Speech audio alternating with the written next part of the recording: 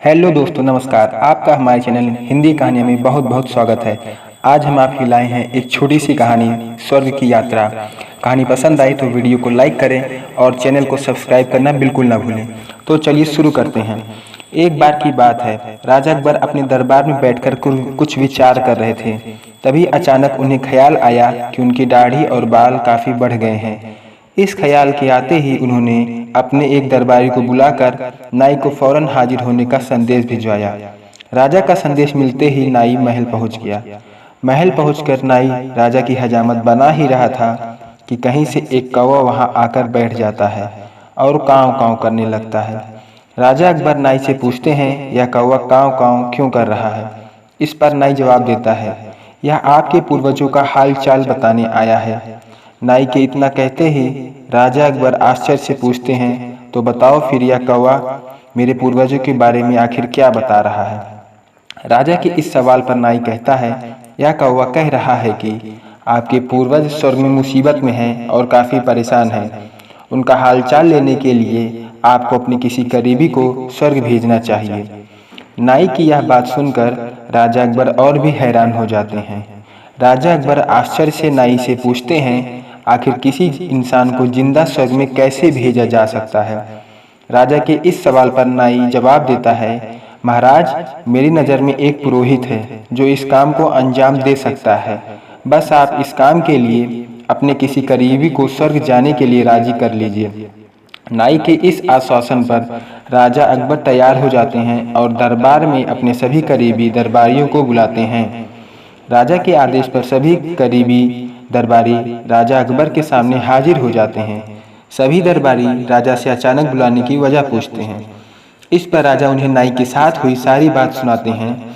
राजा की बात सुनकर सभी दरबारी एक मत में बीरबल का नाम आगे रखते हैं। दरबारी कहते हैं कि स्वर्ग जाकर पूर्वजों का हाल चाल लेने के लिए बीरबल से उचित व्यक्ति और कोई नहीं हो सकता, क्योंकि बीरबल हम सबसे ज़्यादा बुद्धिमान और चतुर है। इसलिए स्वर्ग में आपके पूर्वजों का हाल चाल लेकर वह उनकी परेशानी को हल कर आसानी से निकल सकता है। राजा अकबर दरबारियों की इस सलाह को मानते हुए बीरबल को स्वर्ग भेजने की तैयारी कर लेते हैं। इस बात का पता चलते ही बीरबल शहंशाह अकबर से पुरोहित को बुलाकर स्वर्ग भेजने की विधि के बारे में पूछते हैं। बीरबल की इस बात पर राजमहल में पुरोहित को बुलवाया जाता है। पुरोहित के आते ही उनसे स्वर्ग जाने की विधि के बारे में पूछा जाता है। पुरोहित बताते हैं, आपको यहीं पास में मौजूद एक घास के ढेर में भेजा जाएगा। बाद में उस ढेर में आग लगा दी जाएगी। फिर कुछ मंत्रों की शक्ति से आपको स्वर्ग भेज दिया जाएगा। स्वर्ग जाने की पूरी प्रक्रिया जानने के बाद बीरबल राजा अकबर से करीब 11 दिन का समय मांगते हैं और पुरोहित को 11 दिन बाद बुलाने की बात रखते हैं। वह कहते हैं, मैं स्वर्ग जा रहा हूँ और कितने दिन मुझे लौटने में लगेंगे, इस बारे में निश्चित तौर पर कुछ भी कहना मुश्किल है। इसलिए स्वर्ग जाने से पहले एक बार मैं अपने परिवार से मिलना चाहता हूँ और कुछ समय बिताना चाहता हूँ। बीरबल अपने घर जाने के लिए महल से रवाना हो जाते हैं। देखते देखते 11 दिन बीत जाते हैं। 12वें दिन बीरबल स्वर्ग जाने के लिए राजा अकबर के सामने हाजिर होते हैं।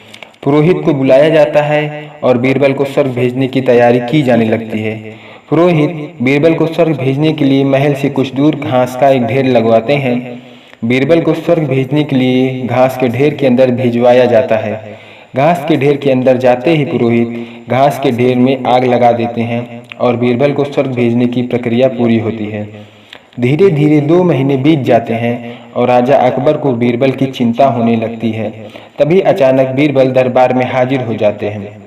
राजा अकबर बीरबल को देखकर प्रसन्न होते हैं और अपने पूर्वजों का हाल चाल पूछते हैं। तब बीरबल बताते हैं, आपके पूर्वज काफ़ी खुश हैं और मज़े में हैं। उन्हें बस एक ही तकलीफ है कि उनकी दाढ़ी और बाल काफ़ी बड़े हो गए हैं, जिन्हें काटने वाला स्वर्ग में कोई नाई नहीं है। इसलिए वहाँ उन्हें एक नाई की ज़रूरत है। बीरबल कहते हैं, ऐसे में हमें अपने पूर्वजों के लिए एक अच्छे नाई को स्वर्ग भेजने की तैयारी करनी चाहिए।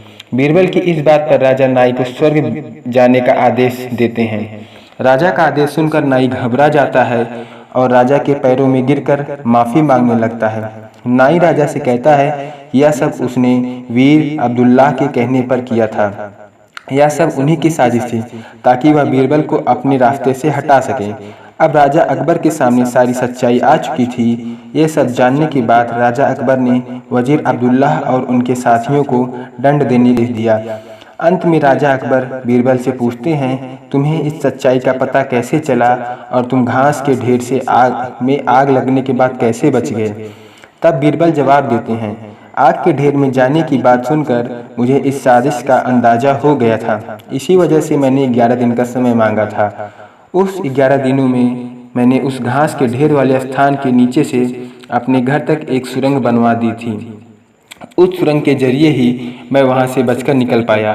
बीरबल की पूरी बात सुनकर राजा बहुत प्रसन्न हुए और बोले, वाह बीरबल वाह, यह काम केवल तुम ही कर सकते थे। कहानी से सीख। बीरबल की स्वर्ग की यात्रा कहानी से हमें यह सीख मिलती है कि सूझबूझ से बड़ी परेशानी का हल आसानी से निकाला जा सकता है। तो दोस्तों, आज की कहानी में बस इतना ही।